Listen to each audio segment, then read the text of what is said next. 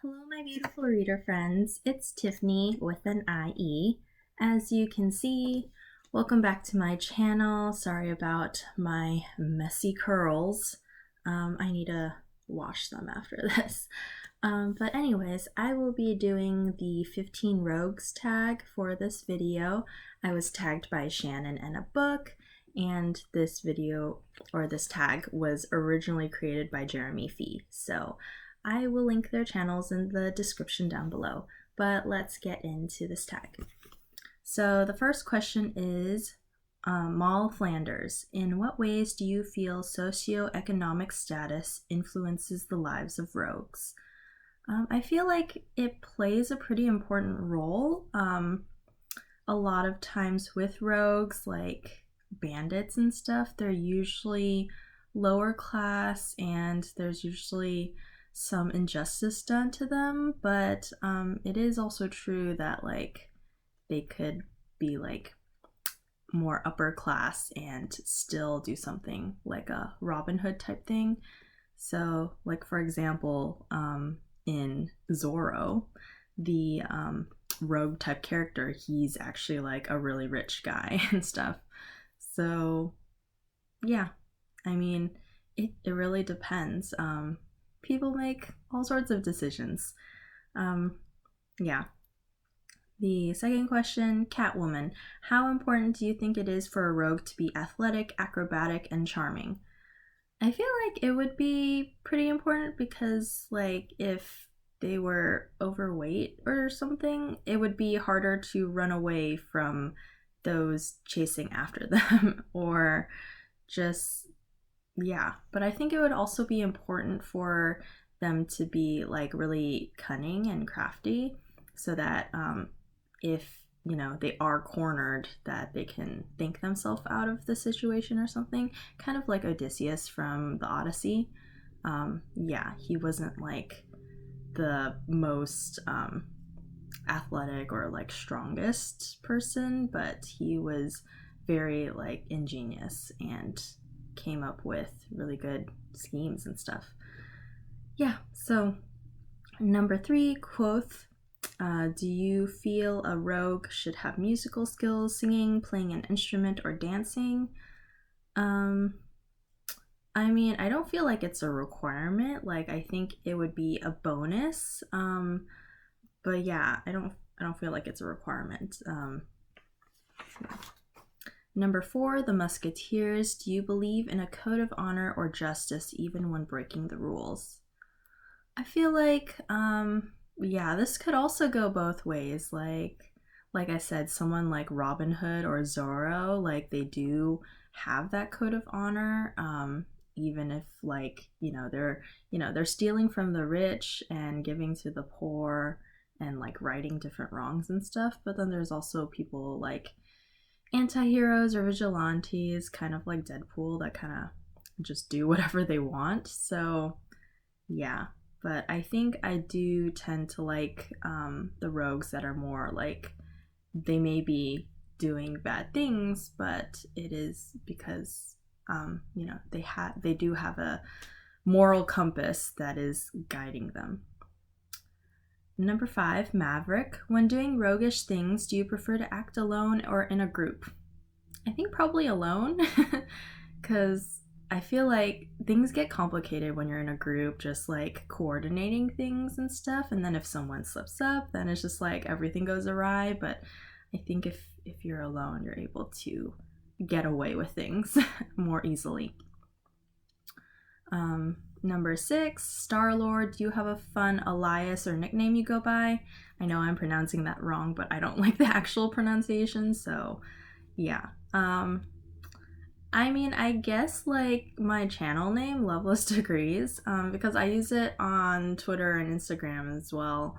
And my friend DJ often like when he records his Instagram stories and stuff and I'm like hanging out with him and then he's like, oh, it's me, like DJ reads books and here's Loveless Degrees, we're hanging out, blah blah blah. And like yeah, so it's kind of funny. Besides that, I don't think I really have any other like nicknames that aren't like you know, shortened versions of my actual name. So yeah.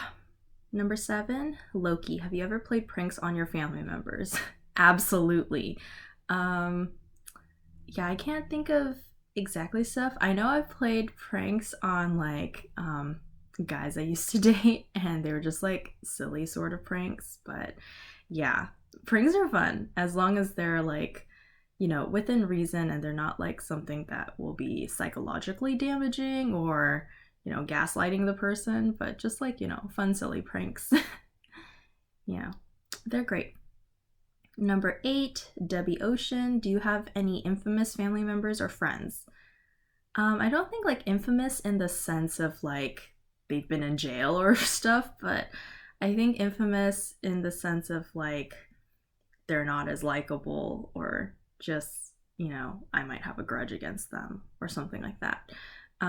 So yeah, but I won't name names because this is going on the internet, and yeah, I would rather respect people's privacy, even if, you know, I don't get along with them or see eye to eye to them with them. Number 9, Han Solo. Have you ever used secret compartments or hiding places for things? If so, what? Yes, but if I tell you, then it's not secret anymore.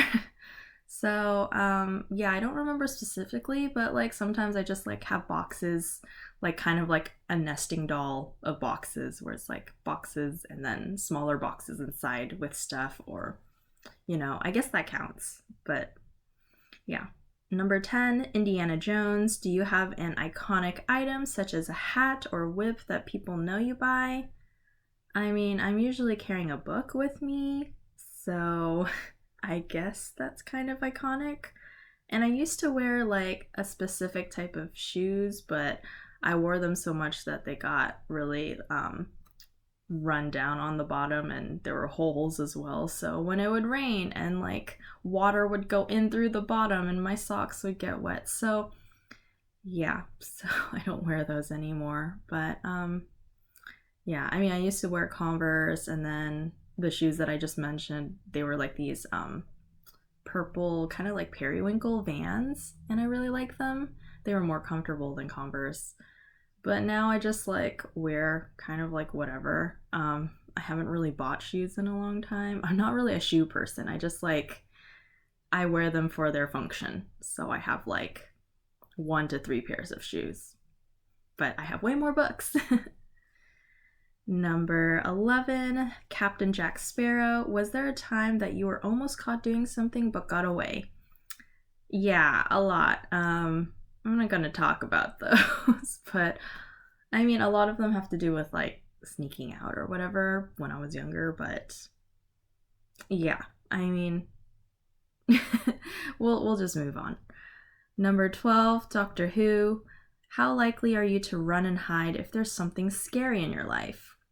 Oh, I remember the only Doctor Who episode that I've seen is the Weeping Angels one, which was really terrifying. So I'm like, if that happened, then yeah, I mean, I would definitely run. But then also, every time you blink or move, they come closer to you. So it's kind of scary.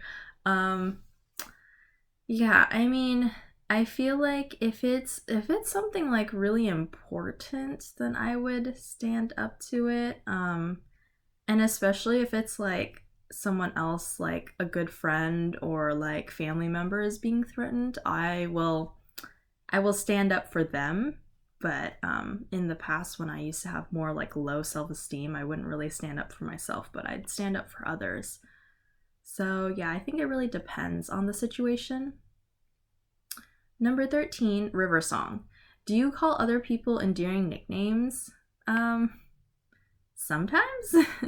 Usually I call people just by their name, but yeah, I mean, there were like I said, like guys I dated in the past that I had some nicknames, but not like many, or I wouldn't call them by it often, because I mean, yeah, just like all those like pet names that couples like use for each other, I'm usually not a fan of. So yeah, not really. It depends. Number 14, Captain Jack Harkness. Have you had any near-death experiences? Yeah, kind of. Like, I remember when I was first learning to drive and stuff, and just coming home from school or something and crossing over 3 lanes, and like I would look in my mirror and I thought like there wasn't anything there, and then a truck came out of nowhere, so I almost got hit. But yeah, so that was scary. I was like kind of hyperventilating. Um yeah, I mean, other things would probably be like related to that, but I've been a much more careful driver since then, hopefully. Uh yeah. So hopefully no more near death experiences in the future. And number 15, in all of literature, who is your favorite rogue? That's kind of a hard question. I'm still reading The Mark of Zorro right now, and I do like Zorro. He's pretty interesting. I think Robin Hood is another good one. They're very similar. The kids are home. And I would say like Alosa from Daughter of the Pirate King by Trisha Levenseller. She's really great, and she's kind of like a female like Lady Jack Sparrow. So I really like her as well. Like, pirates make great rogues. And then the last thing is that I need to tag at least 3 booktubers or channels that I think would like rogue characters. So I am tagging Frogs and Fiction, David's Book Reviews, and Literary Lizzie with 3 Z's. So I hope you enjoyed this video. I know it's more of a talking one, but yeah. See you in my next video. Bye!